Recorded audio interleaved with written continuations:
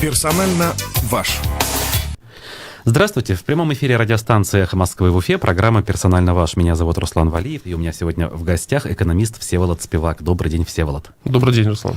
Напоминаю нашим слушателям, что у нас есть прямая трансляция в Ютубе, где с помощью чата вы можете общаться между собой, а также присылать вопросы нашему гостю.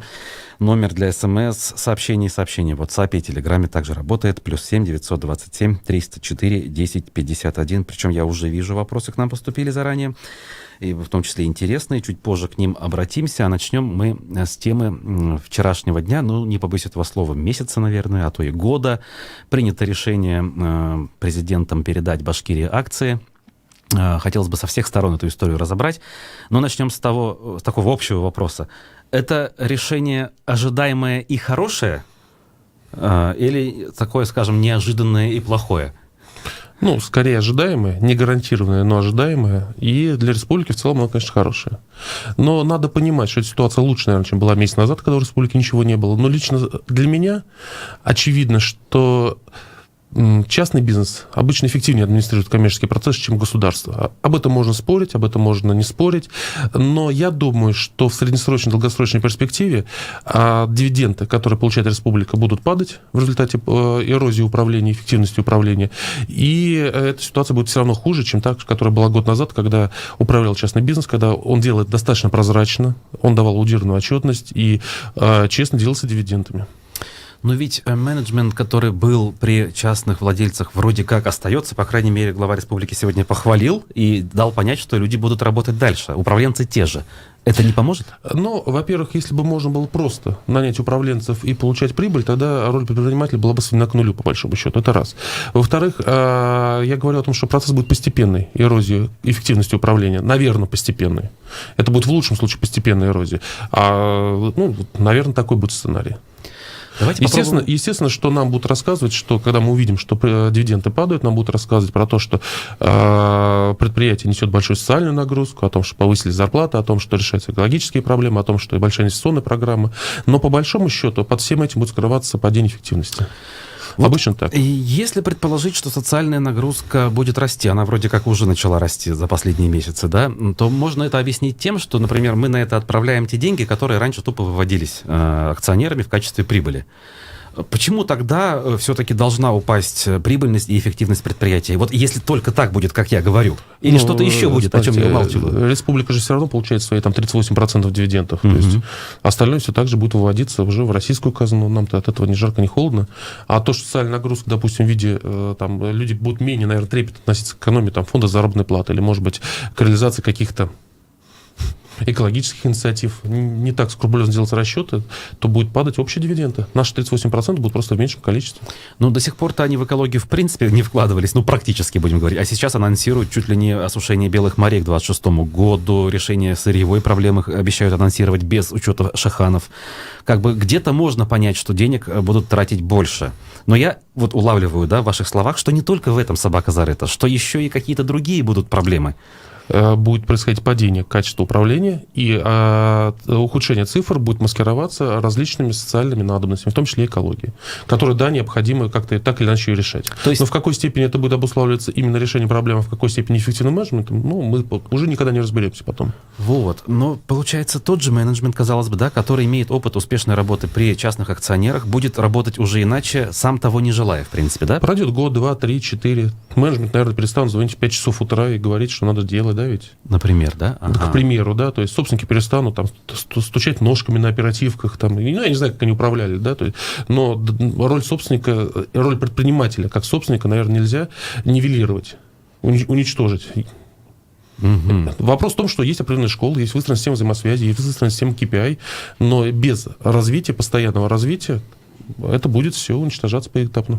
То есть, если оценивать произошедшее, это все-таки в минус? Я для себя, исходя из своей системы ценностей, исходя из того, как я вижу управляется в республике хозяйственные процессы, конечно, в минус.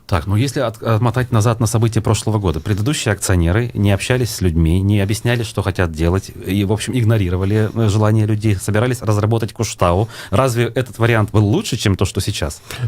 Смотрите, во-первых, они собирались работать Куштау, Было это плохо или хорошо, дискуссии так и не было в обществе.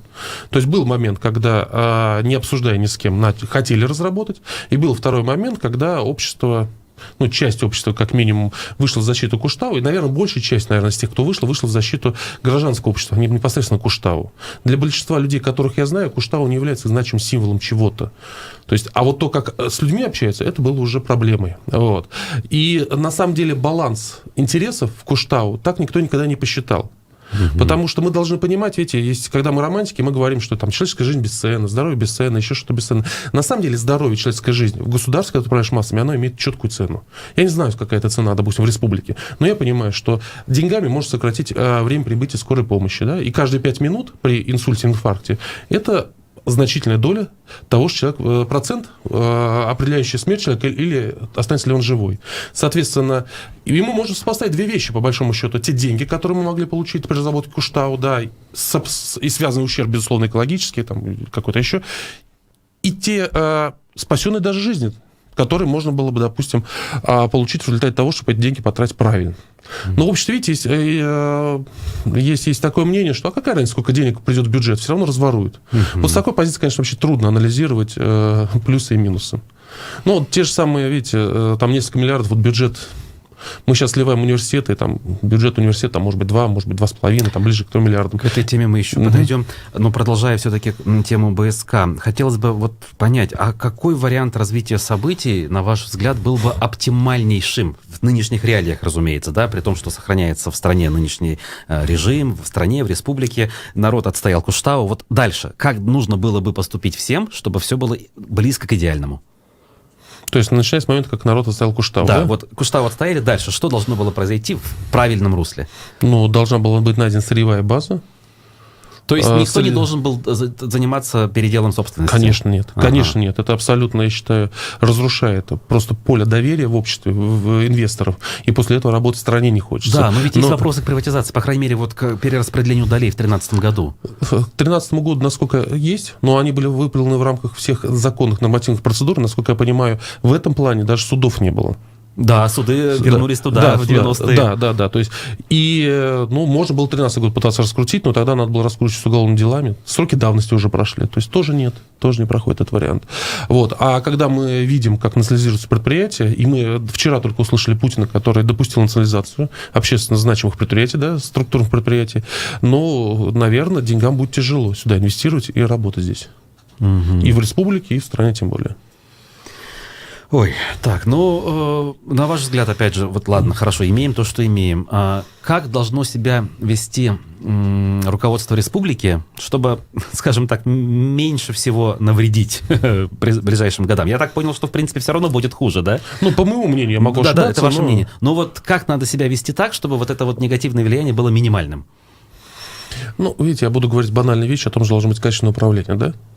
Вот, а что сделать, чтобы оно было качественным управлением? Это вопрос очень тяжелый.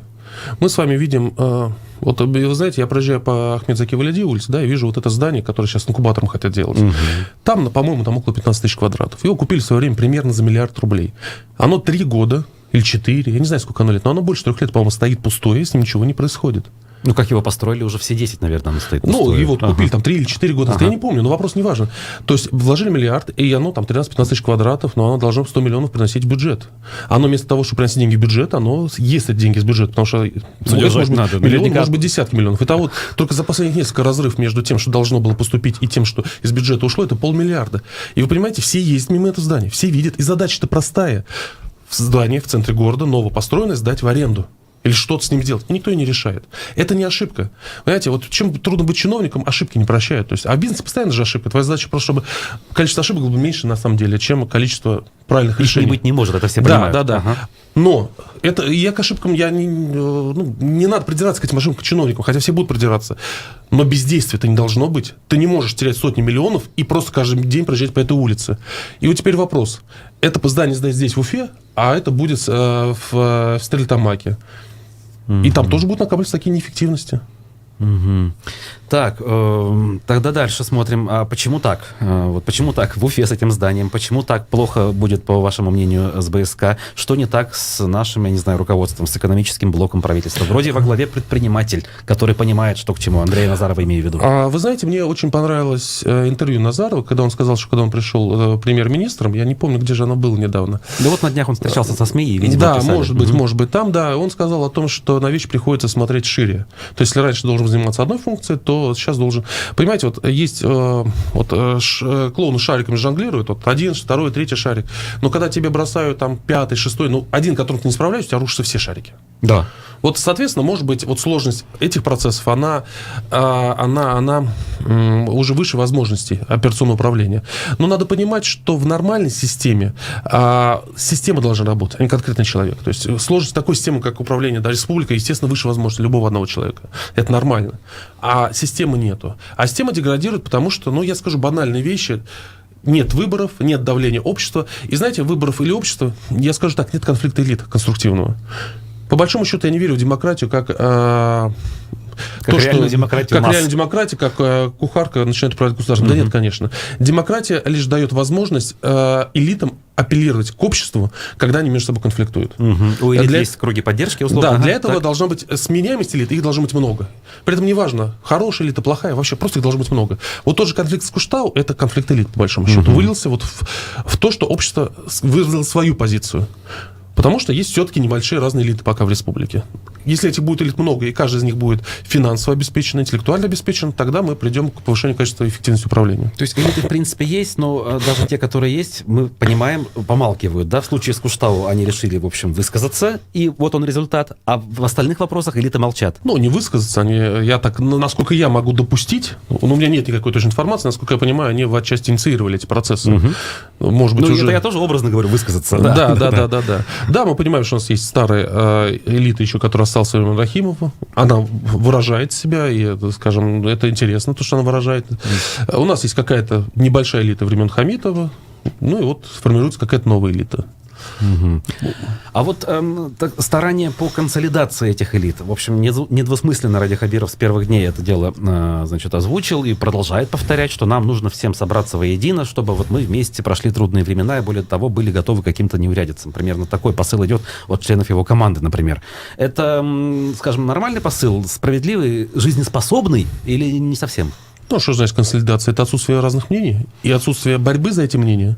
Ведь, может быть, все-таки наличие борьбы, но в целом, как бы, по ключевым вопросам надо, видимо, соглашаться. Да. Ну, вот как может застройщик консолидироваться сейчас с Ради Фаридовичем?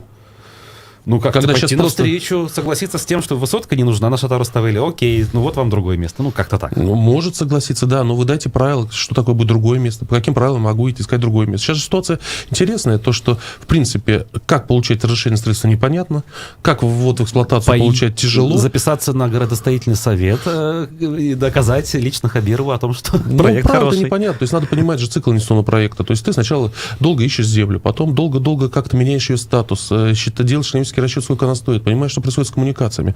Потом делаешь проект. То есть ты не можешь... То есть этот процесс годами идет. И ты должен понимать, что от тебя конкретно в самом начале хотят. И если даже мы решили играть по новым правилам, мы должны же сказать, что происходит сейчас с сотнями тех площадок, куда люди вкладывали деньги, работали, покупали, перекупали землю жучков, паучков, это экономическая активность. Ну, давайте, окей, установите новые правила, пропишите их и дайте переходный период. А сейчас же просто нет новых правил. Вот их просто нету. Ну, смотрите, сейчас как раз есть пример такой красноречивый, да. Валериана Гагина с его инвесторами критикуют за то, что они, значит, получили некое высшее одобрение на строительство парка искусств, и теперь только обещают, если все будет хорошо, пообщаться с людьми, там, и так далее, и так далее. А разве у них был выбор, раз у нас вот такая вот система? То есть сначала нужно получить высочайшее одобрение, а потом уже там как получится, соответственно, с людьми договориться, показать документы и так далее. Смотрите, Валериан Гагин, он, безусловно, общественный деятель, да, и, ну, при этом бизнесмен. То есть облака, это, мне кажется, достаточно очень интересно, очень хорошо, но это и бизнес-проект в том числе. И с точки зрения бизнеса он идет туда, куда он может идти, и просит максимум из того, что он может просить. И это правильно. Бизнес так и должен делать. Вот. Здесь вопросов нет, да. Другой вопрос то, что я, допустим, как уже с другой стороны, да, то есть, не понимаю, почему землю должны давать бесплатно. Мне кажется, любая земля должна проходить на открытых аукционах. Любая земля. То есть независимо от того, будут ли кто-то достраивать квартиры дольщиков, не будут. Потому что земля это те же самые деньги. Не надо себя обманывать, что если я дал землю, а люди достроили квартиру дольщикам, что они это сделали бесплатно. Нет, зачем? Оцените эту землю, проведите открытые торги, позовите компании из других регионов, сделайте буклеты, распространите эти буклеты с помощью консультантов, сделайте торги в открытом режиме, и вот это будет цена. А как только мы начинаем цену земли заворачивать в каких-то вот непонятные оболочки, социальные проекты, расселение дольщиков или там приоритетные инвестиционные проекты, ту землю, которая ликвидная, то, мне кажется, деформирует ткань экономической структуры. Это мешает целеполаганию. Ну, мы же тогда вообще можем получить действительно, что придет какой-то очень такой качественный, скажем, игрок, который кучу денег заплатит и построит там 50-этажный жилой дом. Правильно. Для этого должны быть высотные регламенты. То есть я должен четко понимать, что вот на этом участке земли я могу строить 50 этажей, или 20 этажей, или 3 этажа. Конечно. Для этого должны быть градостроительные регламенты, должен быть высотный регламент. И с самого начала я как бизнесмен, там Валериан Гагин, может быть, как бизнесмен, там, или там, не знаю, вы как бизнесмен, вы должны максимально отработать этот участок с тем, чтобы максимально получить с него прибыль. И получив максимально экономический best use, вы максимально много заплатите муниципалитету или республике за этот участок. Всем выгодно, конечно. Но правила игры должны быть установлены заранее. А не так, что одному можно, другому нельзя, а вот те разрешения вот мы дали, а теперь мы его отзываем, потому что что-то мы не так дали. Странная ситуация. Так, ну, смотрите, вообще ведь все эти разговоры, все эти проблемы вокруг строительства, они же из ниоткуда не возникли. Вроде как они, имею в виду власти наши, как раз-таки начали вот это вот разруливание, пусть своеобразное, но разруливание, потому что до них вот это вот все было уже непонятное, да, то есть когда застройщики, в общем, решали свои вопросы где-то в кулуарах, с людьми не общались, высотки строили.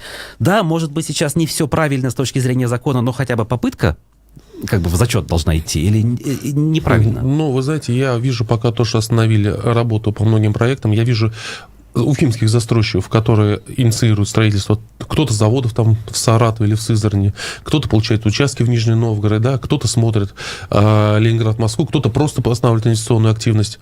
То есть, мне кажется, что задумка-то была не в том, чтобы выгнать застройщиков, да, уфимских, а в том, чтобы уфимские работали еще позвать. А сейчас получается, что мы пока выгнали уфимских, и на каких-то основаниях какие-то другие застройщики получают землю по непрозрачным процедурам. Угу. Замысел же, по-моему, не в этом был, да, ведь? Вроде нет. Декларируется не он. Вот вроде да. Так что пока попытка вот дошла до этого. Ну, понимаете, если ты в 3 классе пытаешься, там, я не знаю, там, умножить 5 умножить на 5, и у тебя не получается, ну, может быть, это нормально. Но если ты останавливаешь экономику целой отрасли в республике, наверное, ну где-то на других уровнях надо что-то делать попытки. Угу. Вот пользователь Зайнула такое умозаключение делает из того, что мы с вами говорим. Нет у нас либеральной экономики, есть номенклатурно-криминальный грабеж, именуемый экономикой. Власти выгодно называть эту экономику либеральной, чтобы у народа негатив был к либерализму. Как вам такая точка зрения? Ну, отчасти немножко, может быть, жестко высказано, но удивительно то, что во многих проблемах у нас винят, да, либералов, которых, на самом деле, уже 20 лет у власти нету. В принципе, за 20 лет я вот там Германия, да, после разрухи, после войны полностью разрушенные, еще кучу заводов перевезли по всему миру. Там в 56-м или 57-м году ее уровень ВВП превзошел довоенный.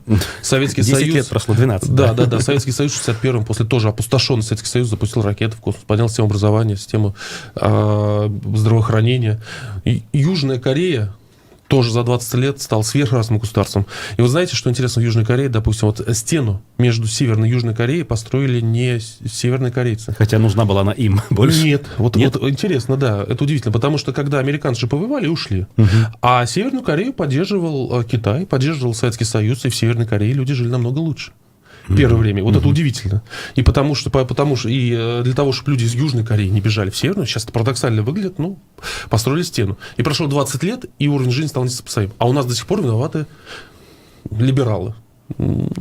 Мне кажется, это не очень убедительный довод для людей, которые думают. Угу. Ну, есть ли у нас вообще позитивные примеры вообще в стране где-то, даже при нынешних обстоятельствах, которые делают лучше, чем мы? Чего? В экономике стараются. Ну, вот у нас 15 секунд до перерыва, но все-таки есть. Татарстан вот в этом смысле лучше? Татарстан лучше по всем цифрам. Мы сейчас вот после перерыва я могу вам цифры рассказать. Все, конечно. хорошо. Давайте тогда мы прервемся. Я напомню, что в программе «Персонально ваш» сегодня экономист Всеволод Спивак.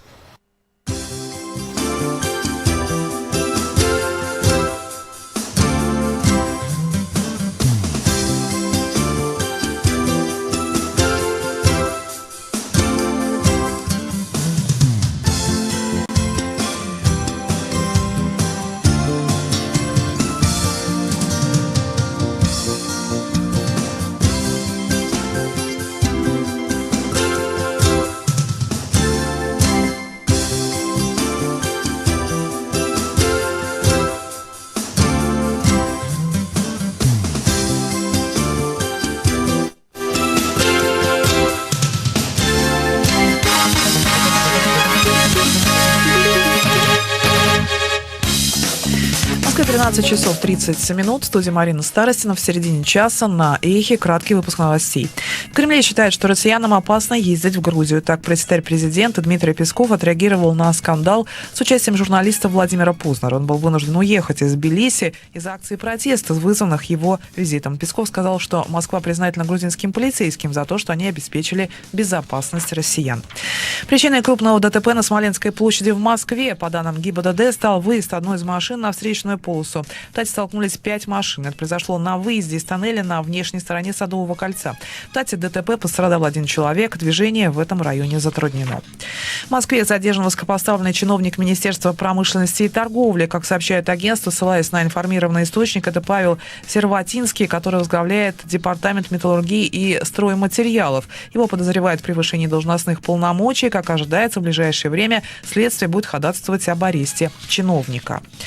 В НИИ эпидемиологии Роспотребнадзора утверждает, что в России выявлено около 80 случаев заражения британским штаммом коронавируса и всего 5 южноафриканским. Напомню, разновидность, которую обнаружили в Великобритании, считается более заразной. Штамм вируса, похожий на южноафриканский, обнаружили в Бразилии. В этой стране зарегистрировано максимальное количество смертей от коронавируса за сутки. Президент Жаир Болсонару при этом считает, что в стране больше людей голодает, чем умирает от новой инфекции. Я обращаюсь к властям всех провинций и городов с призывом пересмотреть политику ограничений и позволить людям работать. Побочные эффекты борьбы с пандемией, которые все еще сохраняются в стране, не могут быть более опасными, чем сам вирус. Кто угодно может заразиться. Состояние здоровья любого человека может ухудшиться, но голод убивает гораздо больше людей, чем сам вирус. У нас было и есть 2 врага – вирус и безработица. Это реальность. Мы не собираемся решать эту проблему, оставаясь дома. Бразилия находится на 2-м месте по числу инфицированных в мире после Соединенных Штатов. Южная Корея направила в Международный олимпийский комитет предложение о проведении летней Олимпиады в 2032 году совместно с КНДР. Об этом сообщают местные СМИ, ссылаясь на заявление правительства. Соответствующие договоренности между Сеулом и Пхеньяном были достигнуты минувшей осенью. И о погоде в Москве сейчас плюс 8 градусов. Завтра днем обещают плюс 5-7, облачно и дожди. Марина Старостина, служба информации, Эхо Москвы.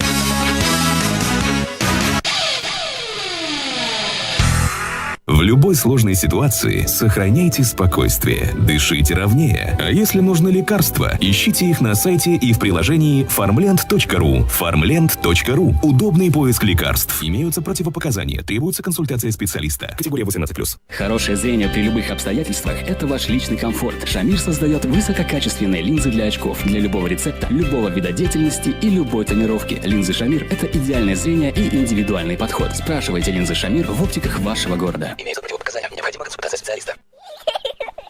Продается помещение под детский сад в жилом комплексе «Новый умный дом» на Злобина с населением более 1000 молодых семей, 350 квадратных метров спальных и игровых комнат, готовая инфраструктура. По вопросам приобретения звоните 280 10 280 10. Застройщик ООО ИСК «Стройфедерация». Проектная декларация на сайте наш.дом.рф. Телефон рекламной службы «Эхо Москвы» в Уфе 216 35 99. Эхо Москвы в Уфе и общественная организация «Берзямлек» представляют рубрику «Говорим по-башкирски». Передать. Тапшыру. Передать акции. Акцияларды тапшыру. Передать акции. Акцияларды тапшыру. Владимир Путин передал контрольный пакет акций башкирской содовой компании под управление Башкирии. Владимир Путин Башкорт сода компаниясы контроль акциялары пакеты менен идара итүүнү Башкортостанга тапшырды. Владимир Путин передал контрольный пакет акций башкирской содовой компании под управление Башкирии. Владимир Путин Башкорт сода компаниясы контроль акциялары пакеты менен идара итүүнү Башкортостанга тапшырды. Эхо Москвы в Уфе и общественная организация «Берзямлек» представляют рубрику «Говорим по-башкирски».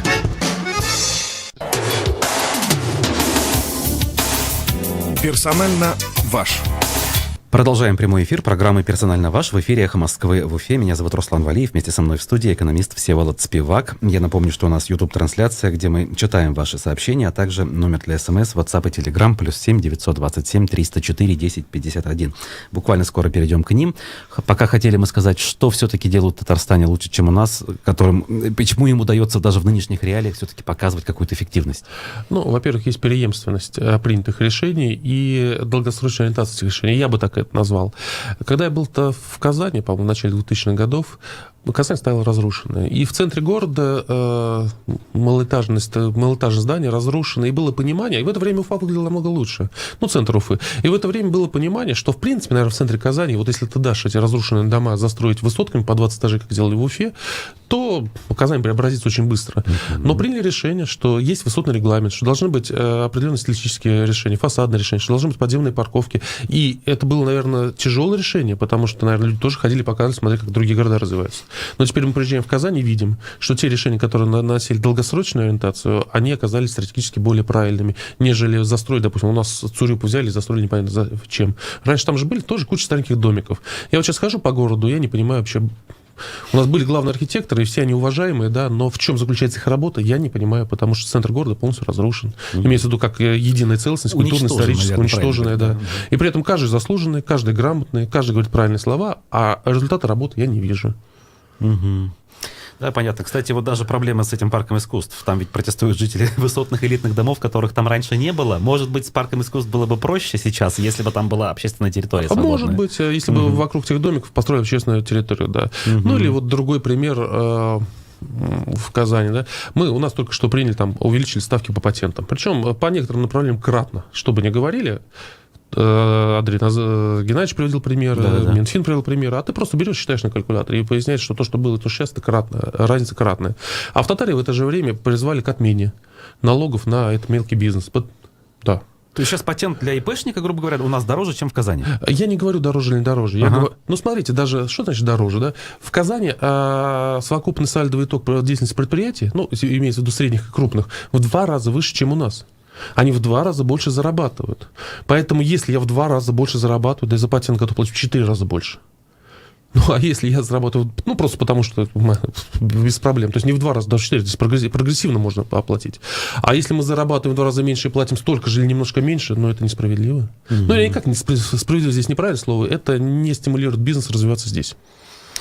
Понятно. Вот перейдем к теме объединения вузов через вопрос нашего слушателя. Почему, по вашему мнению, в стране, где вузы выпускают больше всего экономистов, юристов, врачей, Господи, где это? Так плохо с экономикой, исполнением законов и здравоохранением? Альберт спрашивает. Ну, здесь, наверное, вопрос не только в экономистах и юристах. Вопрос в том, что система высшего образования, как высшее образование, деградировала. Если вы посмотрите, у нас количество абитуриентов, тех, кто поступает на высшее образование и поступили на высшее образование, почему-то уже начинает иногда превышать число тех, кто выпустился из школ. То есть высшее образование и в культурном плане, и в статусном плане стало must-have.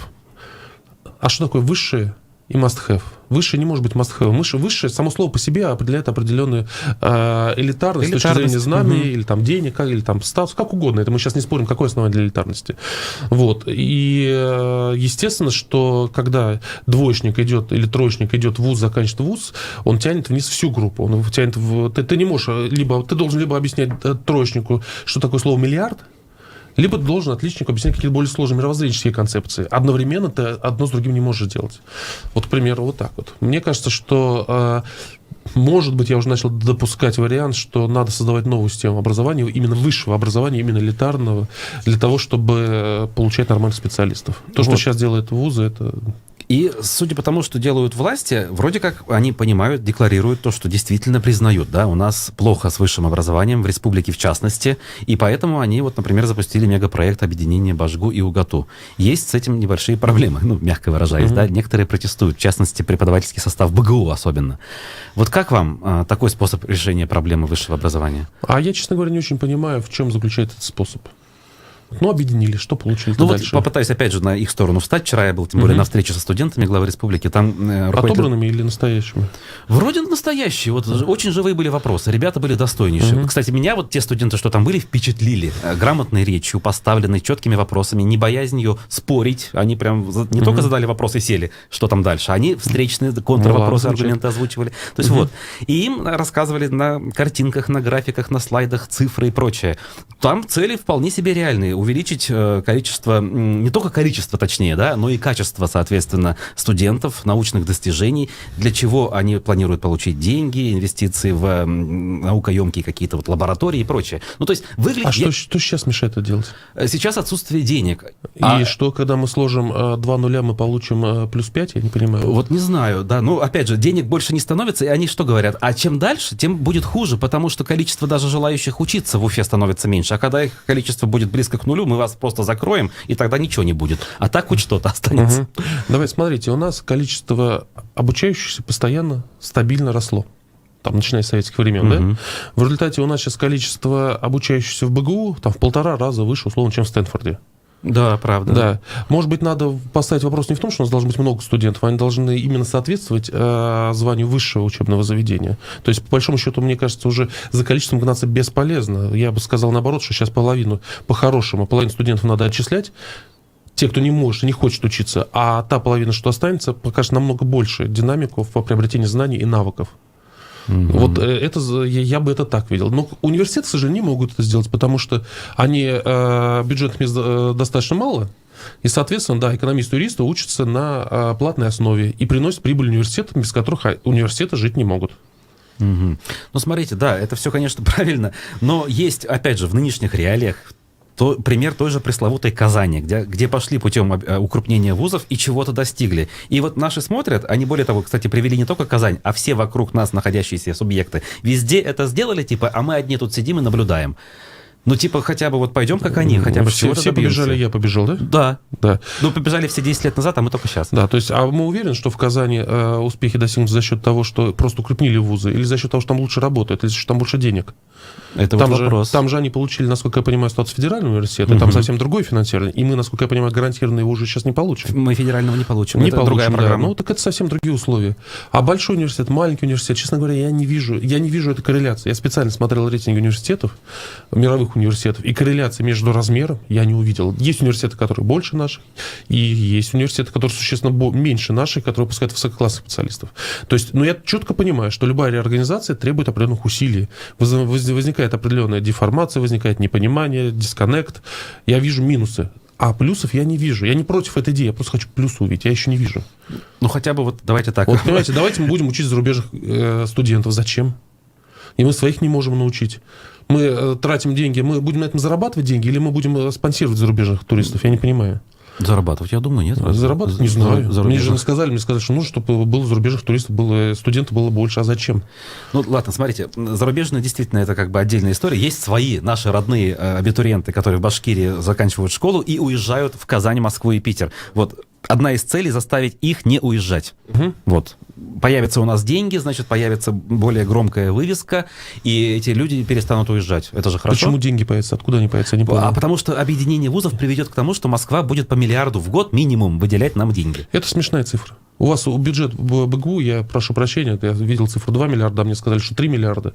У вас бюджет УГАТУ, я думаю, плюс-минус сопоставим, может быть, чуть меньше, да? И вот на уровне, имея там 5-6 миллиардов рублей, вам 1 миллиард придет. 2 миллиарда рублей, и что это значит? Это ничего не значит. Что такое миллиард рублей? Это смешные цифры. 20% плюс. И вот из-за этого надо вот это все затевать, объединять, вызывать. Да, конечно, нет, вы что? Из-за миллиарда рублей никто бы даже не стал заморачиваться по этому поводу. То есть ничего не надо делать, что у ли, вас получается? миллиард рублей, вот мы сказали, на Заки Вальди стоит, и 3 года он никому не нужен. Вот он стоит миллиард рублей. А здесь мы такую бучу по всей республике поднимаем, чтобы миллиард рублей получить на 2 института. Это смешно. Так, ну точно не это. Чуждый науки человек все-таки тогда. Ладно, если этот вариант не подходит, то что надо все-таки делать руководству республики? Вот они признали проблему, да? Они говорят, есть проблема у нас с высшим образованием. Вот мы так ее предлагаем решить. Конечно, нужны деньги. Высшее образование нужны деньги, раз. Во-вторых, надо понять, что высшее образование должно снова стать элитарным. Соответственно, надо ужесточить требования к обучению. Для этого необходимо отвязать высшее образование от платников. Потому что сейчас именно от платных поступающих в значительной степени формируется фонд заработной платы преподавателей. Нужно повысить кратно зарплату преподавателей, потому что если в Советском Союзе кандидат наук получал 400 рублей, его зарплата была аналогична директору крупного завода, и при этом он автоматически получал квартиру и машину, там год, два, три, может быть, в очереди. Сейчас кандидат наук там может полтинник получить, но при этом он должен еще какую-то дополнительную нагрузку нести, а базовая ставка там будет 35-40, и что? Естественно, что поэтапно вымываются люди, которые обладают компетенциями и интеллектом выше среднего. Этот процесс происходит поэтапно. И более того, я скажу, наверное, этот процесс еще не дошел до финишной среды. Еще много людей, которые могут давать нормальные знания. Но если так же будет продолжаться, то скоро они все уйдут. Ой, а вот высшее образование можно ли как-то укрепить и развить в отрыве от развития экономики в целом? Многие спикеры, которые здесь были, говорят, что вузы наши бы и так подтянулись под уровень там соседних, если бы мы тут подумали больше о рабочих местах, например. То есть ребята бы учились здесь, потому что понимали бы, что после окончания они пойдут на работу там, в фирму там Васи, да, я не знаю. Я слышал такие аргументации, частично в них логика есть, но думаю, что образование может все-таки не быть жестким связано с территориальным рынком труда.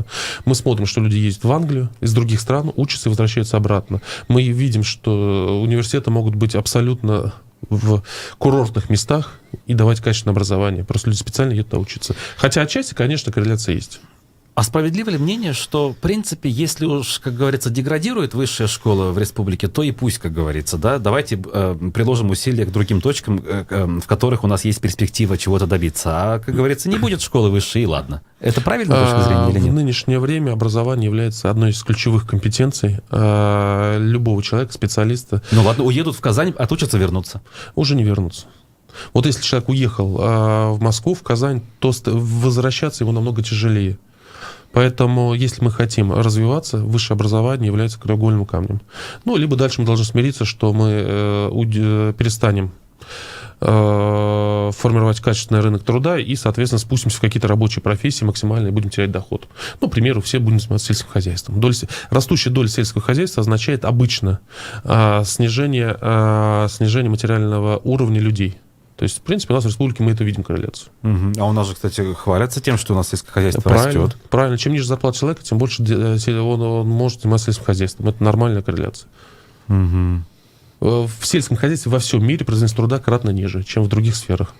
Если мы делаем упор на сельское хозяйство, мы должны смириться с тем, что мы будем в рамках вот этой вот статистики. Производительность труда в сельском хозяйстве будет ниже. Ниже производительность труда, ниже качество жизни. Ниже качество жизни, ну, сами понимаете.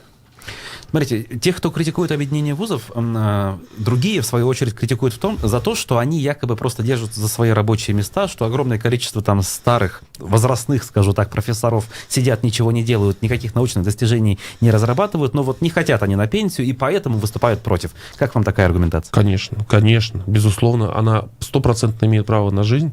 Конечно. Люди всегда против перемен, особенно когда ты чего-то достиг. Конечно. Но нам просто не сказали, а зачем эти изменения. Понимаете? Да, а давайте спляшем, давайте танцуем, давайте песенки споем. А зачем? Вот скажите, зачем? И тогда аргументация тех, кто хочет сидеть на месте, а таких много, и ничего не менять, станет намного ослабиться.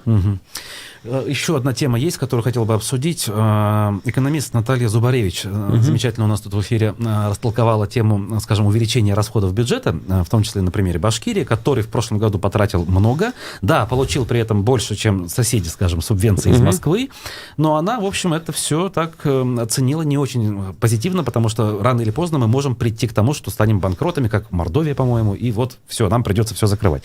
Андрей Назаров, когда я ему задавал этот вопрос на встрече, сказал, что мы это все понимаем, оцениваем, но мы не идем таким агрессивным путем, как другие. У нас есть еще запасы, порох в пороховницах, и мы вот скоро начнем зарабатывать резко больше, потому что то, что мы сейчас инвестируем, скоро будет давать отдачу.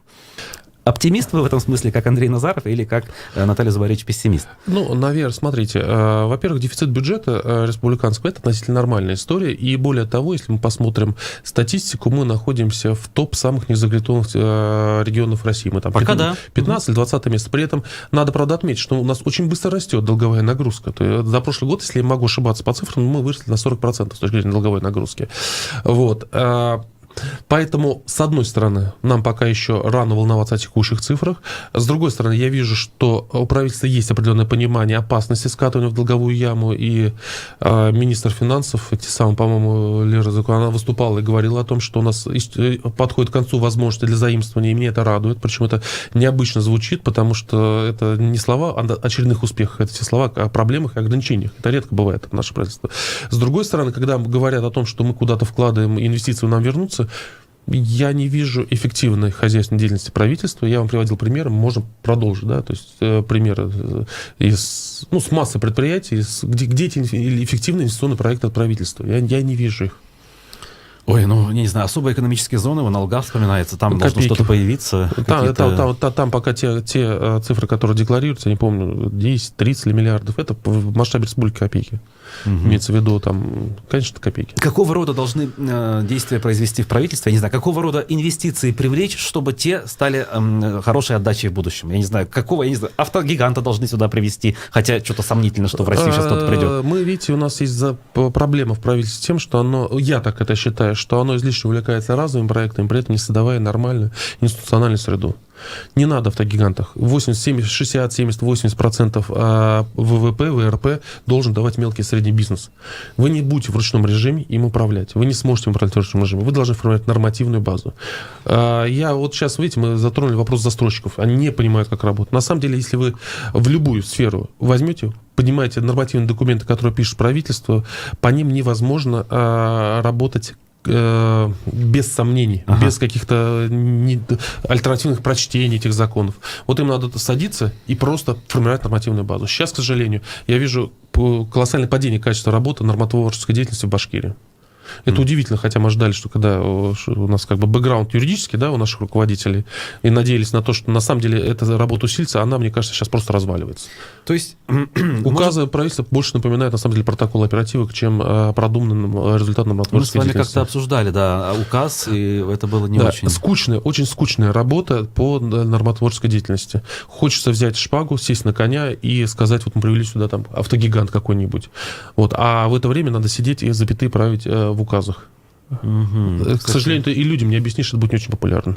Да, это не очень, скажем так, приветствуется с точки зрения стабильной эмоций. среды и единообразное прочтение нормативной базы. А вот глава республики на оперативке в понедельник в пух и парах разнес там, значит, ремонт, конкретное предприятие привел в пример, и вроде звучит все это справедливо, правильно, логично, что нерадивых надо вот так вот наказывать. Правда, потом выходит представитель предприятия в СМИ и говорит: ой, нас подставили, это все конкурентная борьба нечестная. То есть вот вы сейчас примерно об этом, да, что не так нужно разруливать процессы, а нужно, чтобы были четкие правила игры в законах, и тогда этого не будет? Конечно, так и должно быть. Понимаете, если вдруг у вас там 100 с лишним домов, как, озвучили, да, цифры, да, у вас там, а почему до этого никаких действий? То есть вот надо понять, почему вся цепочка не сработала. Вот это же огромная цепочка, люди возмущались, и мы затопили. Где все это? Да? Если это выходит на главу республики, это ЧП, которое должно, наверное, носить какие-то орг-выводы, причем выводы не то, что людей уволят, а понять, почему это произошло, почему обратная связь не поступила.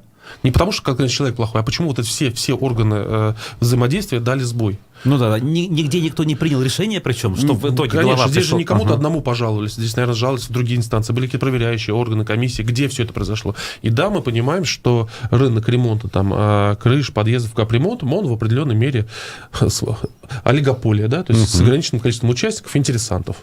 Ну, это тоже правда. И эти интересанты все по-своему с кем-то общаются. Закрывай свои вопросы. Ой, значит ли это, что не хватает компетентных кадров в руководстве, которые, например, поняли бы, что нужно заниматься написанием законов? Даже я не говорю сейчас про Курултай депутатов, а в правительстве. Вы знаете, некомпетенция — это одна история, с которой еще можно работать. Я боюсь, что не хватает мотивации делать правильные вещи. Я привел пример. Здание по Заки-Валиди можно было сдать, я не знаю, там, без компетенции за полгода в аренду и получать десятки миллионов, скажем, прибыли. Почему его не сделали? Это не компетенция, это отсутствие желания работать. И отсутствие мотивации, может быть, неправильно выставлены KPI. Здесь даже вот мы не доходим до компетенции. Дайте некомпетентного человека, у которого горят глаза и который что-то делает, уже будут результаты выше. А здесь что-то глаза не горят, наверное, у людей. Может быть, они в своих совещаниях заплутали, может, у них времени нет работать, может, они борются друг с другом, не понимаю. Но я вижу, что просто не идут. Ну что ж, с этими вопросами, на которых пока ответов нет, мы заканчиваем нашу сегодняшнюю беседу с экономистом Всеволодом Спиваком. А меня зовут Руслан Валиев. До новых встреч в эфире. До свидания. Никакого секрета.